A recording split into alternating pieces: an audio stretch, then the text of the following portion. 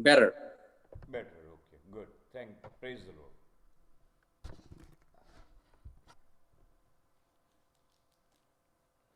So we thank the Lord for immersing us in this book of First Corinthians. It's wonderful as the Lord enabled me to meditate. It's really, it's really very, very profitable to me. I thank the Lord that you asked me to uh, take the responsibility of giving the word, and really it helps me personally much. And really the Lord is talking, and it's really wonderful. And there is much to be learned, and it's wonderful that Saint Paul kept the best for the last chapters, for the last part of his letter, and so we are so thankful. Today, what we are going to see, it demands very close attention. Please pay close attention, because each verse, though it's very, very short, verses 21, verses 20, 21, 22, and 23, they are very short verses if you read, but they contain all that God is trying to make us understand, get, and also what He is in His Son. So, dearly beloved, I would encourage each one of us, any one of us, if anything that comes up, when the Lord means when the Lord is expressing and exposing His truth about His Son, you can stop me and ask me question even when I am speaking, because this is very important. This portion which we are going to really hear today, it's very important. It's so very important that I ask you again, please stop me and say what you want to say, question, so we can understand it, because this everybody would get a beautiful facet, aspect of his own thoughts, our Lord's thoughts, and his own mind. Very important. So before we go into the Word of God, let us read 1 Corinthians chapter 15.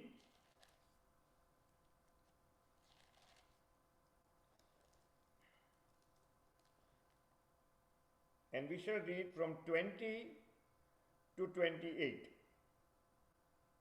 20 to 28 alternately.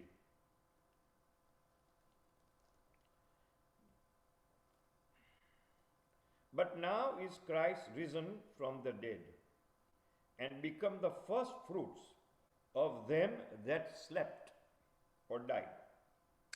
For since by man came death, by man came also the resurrection of the dead. For as in Adam all die, even so in Christ shall all be made alive. But every man in his own order, Christ the firstfruits, afterward they that are Christ's at his coming. Then cometh the end, when he shall have delivered up the kingdom to God, even the Father, when he shall have put down all rule and all authority and power. For he must reign till he hath put all enemies under his feet. The last enemy that shall be destroyed is death. For he hath put all things under his feet. But when he saith all things are put under him, it is manifest that he is accepted, which did put all things under him. And when all things shall be subdued unto him, then shall the Son also himself be subject unto him that put all things under him, that God may be all in all.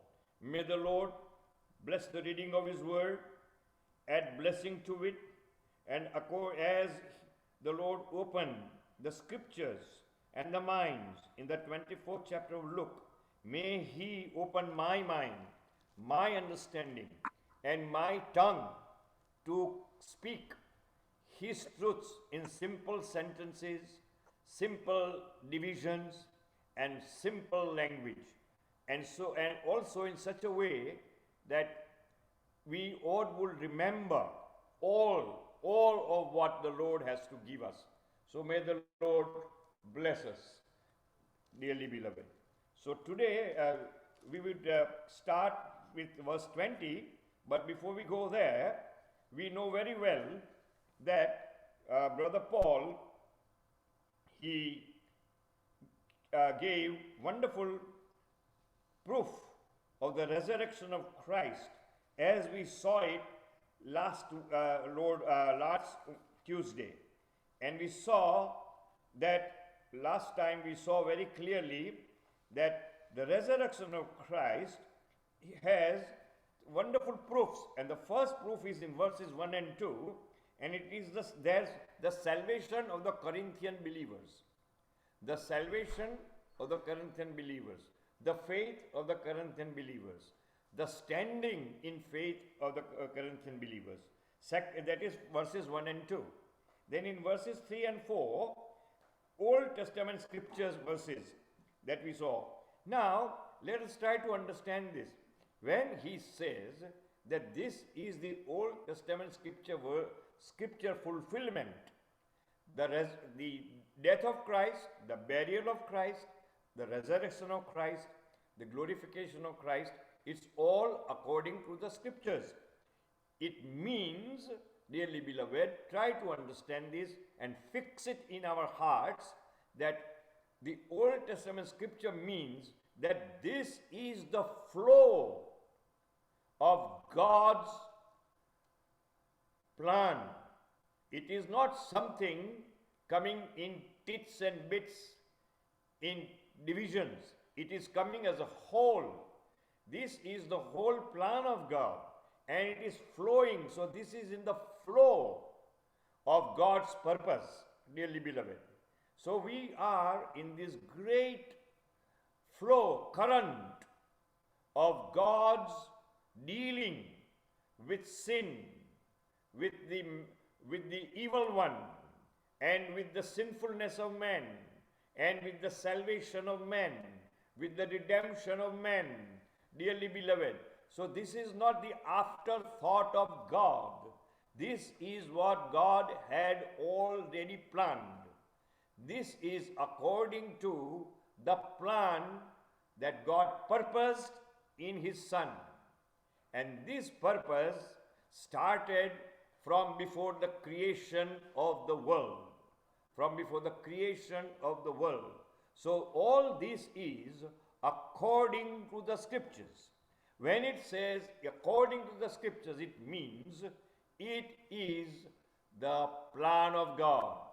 It is the thoughts of God. It is not any man can imagine, or just it comes to the human mind, that could never come. And if we read it wonderfully, in 1 Corinthians chapter 2, and I think verse 9, it says that those things which can never enter the mind of man, and those things eye hath not seen, ear hath not heard, neither have entered into the heart of man, the things which God had prepared for them that love Him, He has already given them to us. See, He has already, these are the revealed things to us, dearly beloved. No man can ever think about these things or just come to the human mind someday. No, this is not the fruit of the meditation of man or thinking of man or thought processes of man. This is just simple revelation of God. Dearly beloved, what He revealed in the Word, He revealed in His Son. And third thing, He reveals in the church, and He reveals in the believers. Once again, what what God, I'm repeating, remember this, what God already revealed in the scriptures, he revealed in the person of his Son. And what he has revealed in his Son, whom he has revealed himself, he is revealing in the church. And also, he is revealing the same in individual believers. So this is the great revelation, and therefore, the last book of the Bible says the revelation of Jesus Christ. Those 22 chapters in the book of Revelation, they bring in the whole of Christ from before the foundation of the world unto the eternity future. It's wonderful. Each sentence in the book of Revelation would take much thought, much meditation to understand. And the rest of the scriptures, as we are going through, will help us understand. Dearly beloved, this will help us understand what is happening right now and everything. So once again, this is the flow of the scriptures. This is the flow of God's own plan. And so thirdly is that in the plan of God, it was this, that God should become man and he should become the substitute for the sin of men, and he should die, be buried, and rise again, and he should be witnessed by men, that he should appear to men.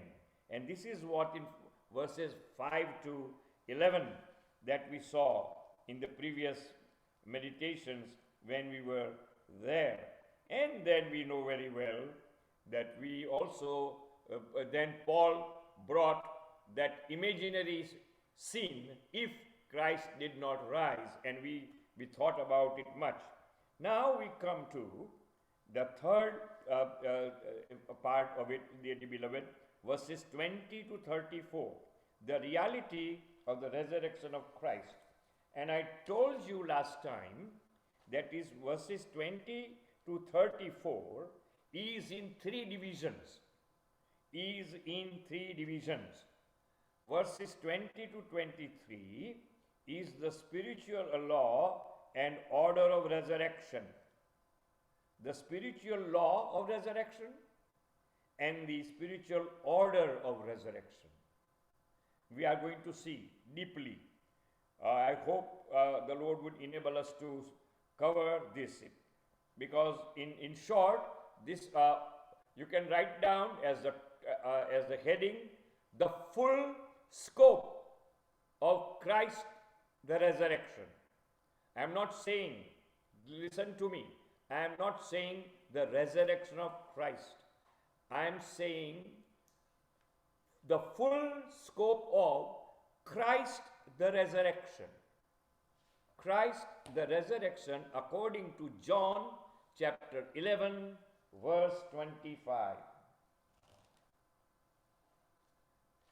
Well, I hope you understand the word scope, the full scope, the full, we can say, the canvas, the full canvas on which the picture is painted or the photograph is printed, that full scope, dearly beloved, that is we want to understand. Not Christ, the resurrection of Christ, but Christ, the resurrection. So this is what Paul means, dearly beloved, in the original. And so we are going to see that, verses 20 to 23. Then verses 24 to 28, the ultimate outcome of Christ, the resurrection. The ultimate outcome. What is the ultimate? What is the eternal? The eternal outcome of Christ, the resurrection, dearly beloved. And then that is from verses 24 to 28. And the third part, 29 to 34, The foolishness of our foolishness is there. So here we have to understand the wisdom and intelligence of resurrection. The wisdom and intelligence of resurrection, or Christ the resurrection. Remember, this is Christ, dearly beloved. This is Christ, dearly beloved, and we'll understand what does it mean. Now, before we go into verses 20 to 23, let us read once again John's Gospel, chapter 11, verse 25. John's Gospel, chapter 11, verse 25. Now, in this verse, we read that, verse 23, the Lord says to Martha, because Martha says, if you had been here, verse 21, she says, if you had been here, well, my brother would not have died. Well, that is it. Then the Lord says, thy brother shall rise again, verse 23. Thy brother shall rise again. Then Martha says unto him, I know that he shall rise again in the resurrection at the last day. Now let us read this 25th verse very carefully, each one of us. Let us read it together. And may the Lord reveal unto us the full meaning of this word. Jesus said unto her, I am the resurrection and the life. He that believeth in me, though he were dead, yet shall he live. When I was reading this portion before time, I could not comprehend, I could not understand that though he were dead, yet shall he live. Today, by God's grace, we are going to understand it wonderfully and grasp it so well, so that the enemy will have nothing, dearly beloved, nothing to say anything against this. To say against means to refute and to disprove. To say against means to refute, that is to say to disprove. No, this cannot be refuted, means this cannot be said and proven wrong. No, this is the truth. Now, dearly beloved, the Lord Jesus does not say that, oh, Martha, I shall be resurrection. No. What is he saying? What is he saying? I am the resurrection. He is not crucified. He is not buried. He is in his body, and he says, I am resurrection. What does the Lord mean? Or rather, what the Lord is claiming to be. Dearly beloved, here the Lord claims to be who he is right now. This is to understand Revelation chapter 13 verse 8. Revelation chapter 13 verse 8. We have to understand what is this resurrection that Christ is. Revelation 13:8, and it says here very clearly, and all that dwell upon the earth shall worship him, whose names are not written in the book of life of the Lamb, slain from the foundation of the world. Christ Jesus, who is slain from the foundation of the world, is risen from the very eternity. He is risen. He is the risen one. And this risen one is living in this body according to Romans 8:3. This body, according to Romans 8:3, for what the law could not do, in that it was weak through the flesh, God sending his own Son. Who is this Son? God sending his own Son, who is resurrection, in the likeness of sinful flesh, and for sin condemns sin in the flesh. See? Read it like this, understand. Compare scripture with scripture. See the scripture with scripture. What this is, dearly beloved, as I told you, this is a revelation of Christ Jesus, this word of God. So this Christ Jesus, who was slain from before the foundation of the world, is also the risen one from the foundation of the world, and he is the one that becomes incarnate in the likeness of sinful flesh. And we are going to understand. All men will rise. All men. Believers and unbelievers. What is the difference? We are going to see this today. Wonderful, wonderful word the Lord has given through Saint Paul to us, dearly beloved. So we saw that Christ Jesus is the resurrection. Our Lord is the resurrection, dearly beloved. And so today we start with verse 20, and in verse 20 it is written very clearly that, but now is Christ risen from the dead and become the first fruits of them that slept. See? But now is Christ risen from the dead and become the first fruit of them that slept. Verse 20. Verse 21. For since by man came death, by man came also the resurrection of the dead. Then, for as in Adam, verse 22, for as in Adam all die, even so in Christ shall all be made alive. Verse 23.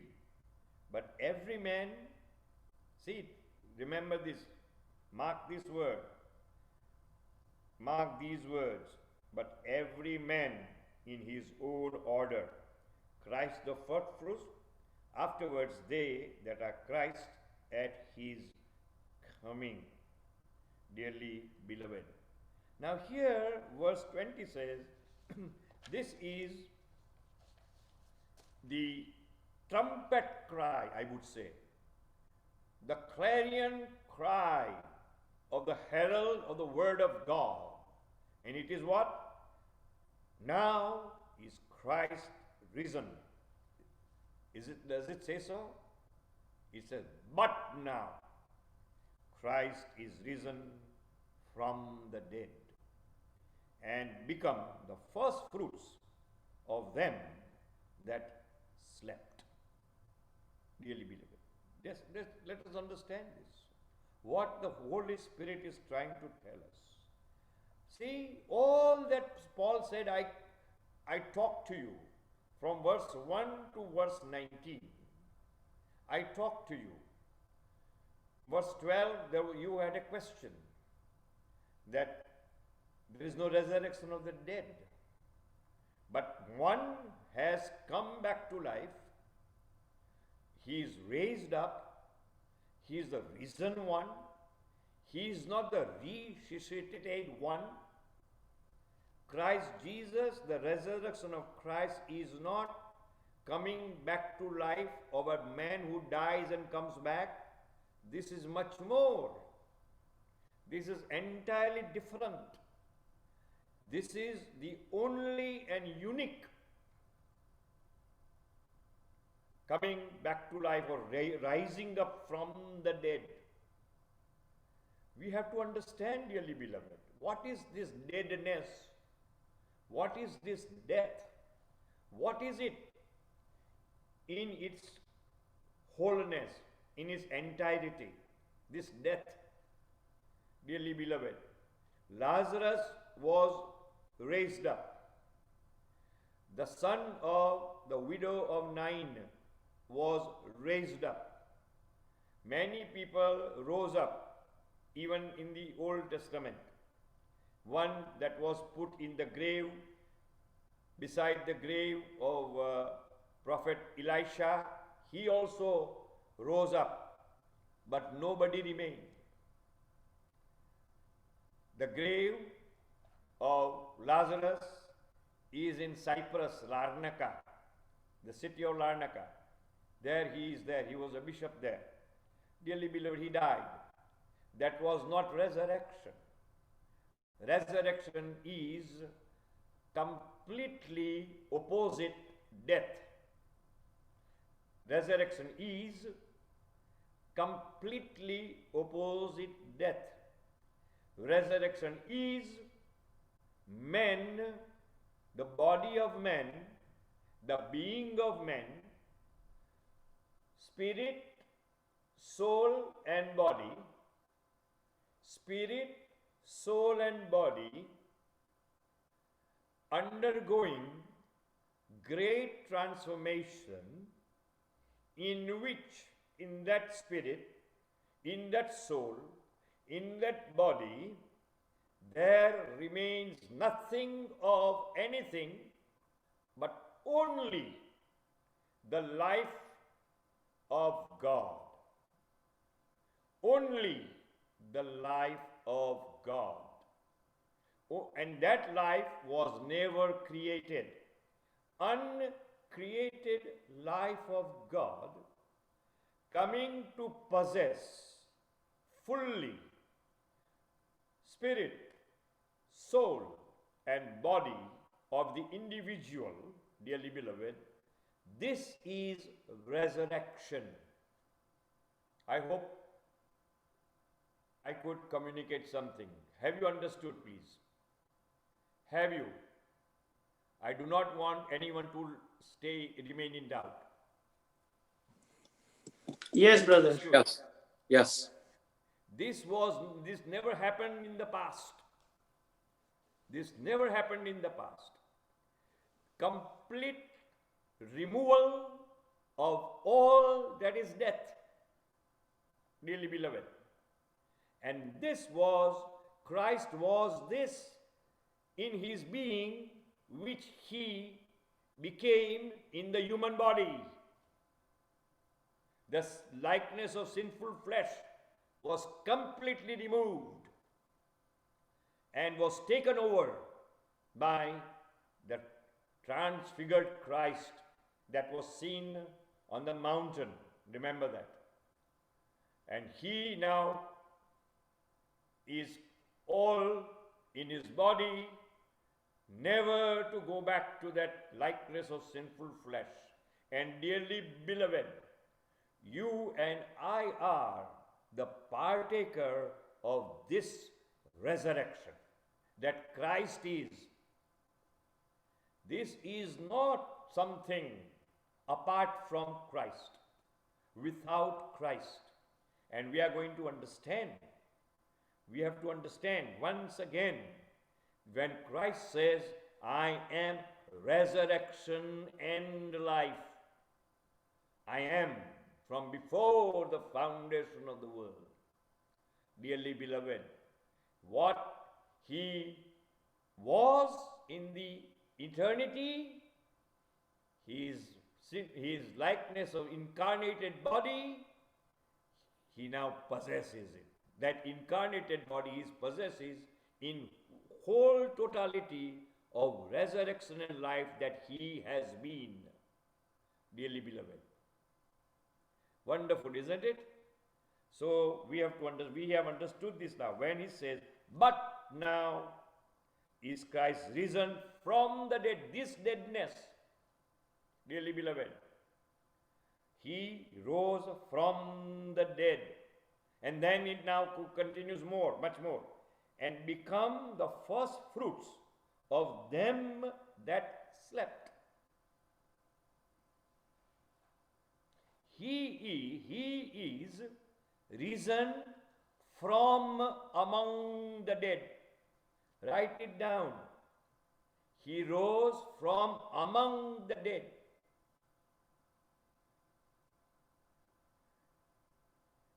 Lazarus rose from the grave, but Christ Jesus rose from among the dead. I will just say something. Those unbelievers, they will be resurrected. They will have resurrection of their bodies, but they will not be risen from among the dead. We shall see that how. To rise from among the dead means, as I told you, complete and whole extraction, taking out of everything and all that is death, dearly beloved. That is to say, sin is taken out completely. Your spirit, my spirit, all believers' spirit, dearly beloved, the sin is taken out. Our soul, as we obey, and as our soul comes under more and more of the rule of the Holy Spirit, our soul is being saved, as Peter says in his letters. So we are being saved, dearly beloved. And on the third, dearly beloved, when the presence of sin will be taken out from our bodies, if we are alive when the Lord comes, our body will become glorified. And the departed saints also, dearly beloved, this is resurrection from the dead, not the resurrection of the dead. The resurrection of the dead is going to be there of all unbelievers. So there is a distinction, there is a difference between resurrection from the dead and resurrection of the dead. The resurrection of the dead, they rise with their body, but they remain dead in their death. But the believers will rise from the dead, from among the dead, and they will be completely full of eternal life in their bodies, as their spirit is right now. I hope we understood this. Have we? Yes. Very good. So, and try to understand what Christ is, we will be. What Christ is right now, we will be, and therefore, Psalm chapter 17 and verse 15 is a wonderful, and also Job says, but Psalm 17 verse 15. Let us read, it's wonderful. Verse 15. As for me, let us read it together with joy. As for me, I As will for me, behold thy face in behold, righteousness. I shall be satisfied when I awake with thy likeness. See, dearly beloved, the Holy Spirit, who was on the writer of the Psalm of David, he declared this truth, that I'll awake with thy likeness.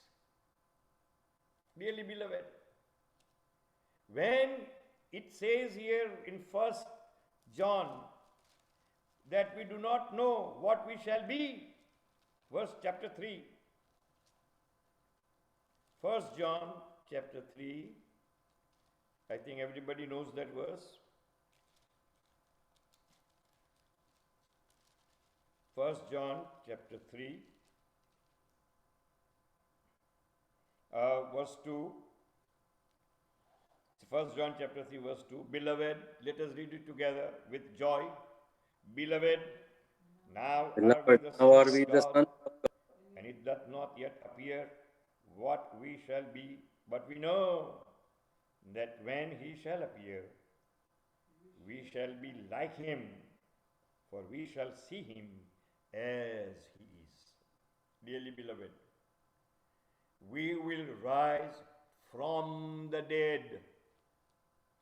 We will be completely removed from the kingdom of death, dearly beloved, because he has given us this faith. And we are going to see wonderful, how wonderfully the Holy Spirit gives this wonderful revelation.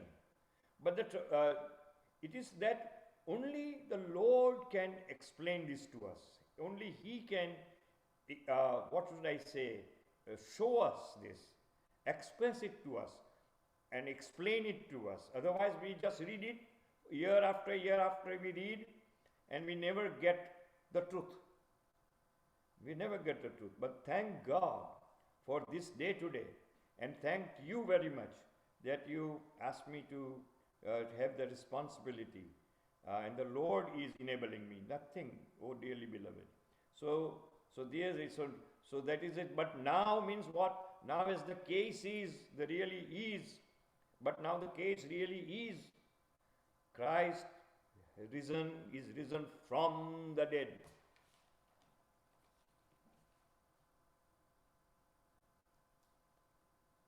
Yeah, I want to do it. I have running understanding here. That's good. I like it. And as the case really is. So, dearly beloved, Christ is the risen one. Now, we understand this here. He has become, but now the become, the word is not there. In the Greek language, the become word is not there. So now Christ is the first fruit from of the all that died. We can say so. So the first fruit, dearly beloved, is when the harvest season is about to begin of the fruit. This is not of, dearly beloved, remember, this is not of the grain. Here is talking about the fruit. He is not talking about the field harvest. Here is talking about the tree, fruit trees. On the fruit trees, the fruit grow, and there is a specific season, specific time of the year when the sun comes around with a specific angle and gives the light, which is known as the solar inclination. The solar inclination, the inclination, that is the angle that the rays of the sun make as they strike the surface of the earth. That is when, for each fruit, there is a special season, and that season is determined by the sunlight making an angle, specific angle, definite angle with the surface of the earth. And that's when that season begins. But when that season begins, all fruit do not ripen all at the same time, so that fruits would not go to waste. Because if all fruit ripen at the same time, man would not be able to eat them up, consume them. And so what happens, dearly beloved? What happens? First of all, there is the first fruit. In the mango tree, around late April, around May, in Ratnagiri, in India, in Valsad area, in South Gujarat, those Alfonso mangoes, first fruit, they ripen on the tree. And the fruit gardener knows, oh, this is now, this tree, the fruit of this tree will now begin to ripen. I can take it off the tree, and I can store it, and I can sell it, and people, if they will all mangoes will ripen in turn. Dearly beloved, how wonderful it is. Each ray of the sun, each ray of the sun, striking each branch of the tree and each fruit of the tree, decides the order, the time in each mango fruit would ripen, so that it could be used to its best and utmost. Do you understand this, dearly beloved? The wisdom of God, much more that in the spiritual world. Dearly beloved, in our Gujarati language, when the first fruit is come, it is known as, the word is shakh. Shakh. Shakh means witness. It is a testimony of the ripeness, dearly beloved. It is a testimony of the life of that fruit tree becoming a sweet ripened fruit, and the rest of the mangoes and the rest of all other fruit, dearly beloved. So Jesus Christ, when it says here, has become the first fruit from all that slept, all that died. He came, means he was raised up from the dead, dearly beloved, and he is the first fruit. And we see this very clearly in Matthew chapter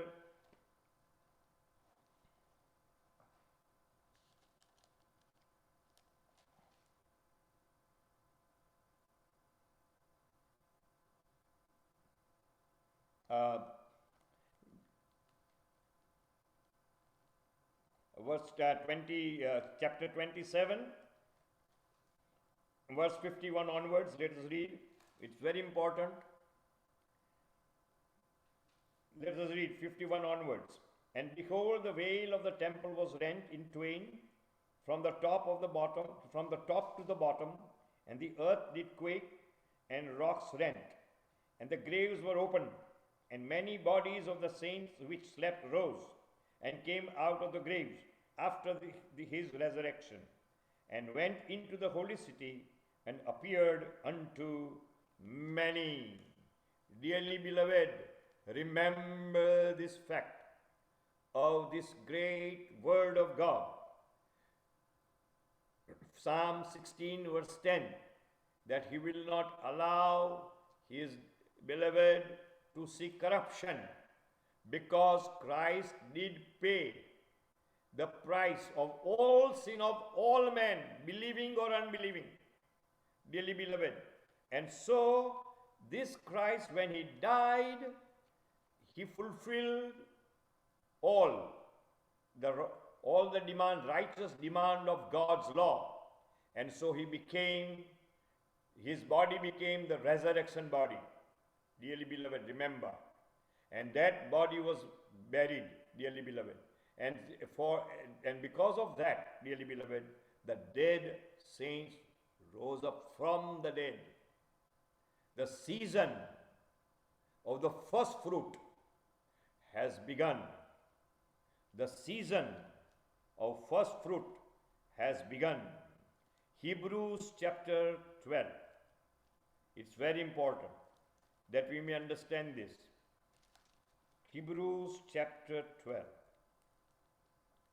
That you have not come to verse 18 onwards. For ye are not come unto, verse 18 onwards.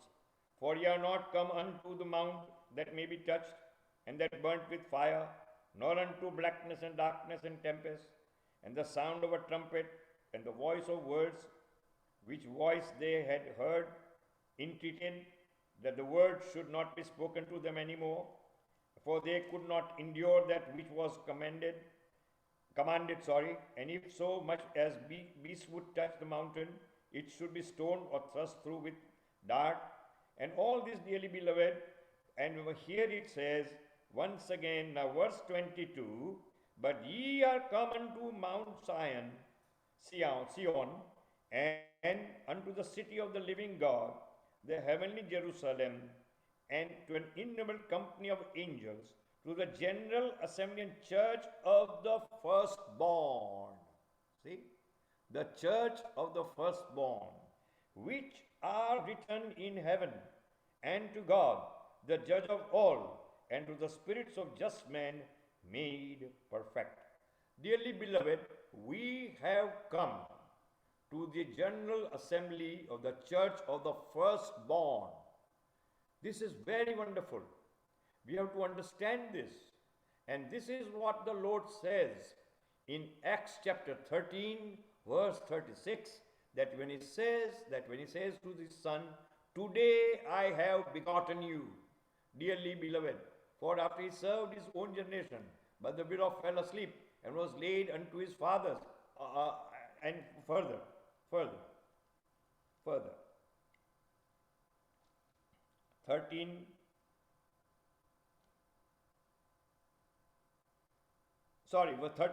verse 33, in the same, God had fulfilled the same unto their children, in that he hath raised up Jesus again. And it is also written in the second Psalm, Thou art my son, this day have I begotten thee. Dearly beloved, the resurrection of Christ in the body, in that body of sin, in that body of the likeness of sin, when he rose up, that was the day Christ was begotten. Dearly beloved, Christ was begotten in the spiritual realm. Dearly beloved, this is the assembly of the firstborn of the church, this church, dearly beloved. Do you understand this? Please. Is there any question about this? Yes, no, go ahead, uncle. Go ahead, fine, Yeah. because I want to keep everyone with us together. So dearly beloved, do you know now, this is the scope of Christ, the resurrection. Not the resurrection of Christ. Christ, who is the resurrection. We are trying to understand Christ, who is the resurrection. So today my time is almost gone, so I will take up the rest the next Tuesday because my time is almost gone. And if I go on now, it will, I don't want to rush through.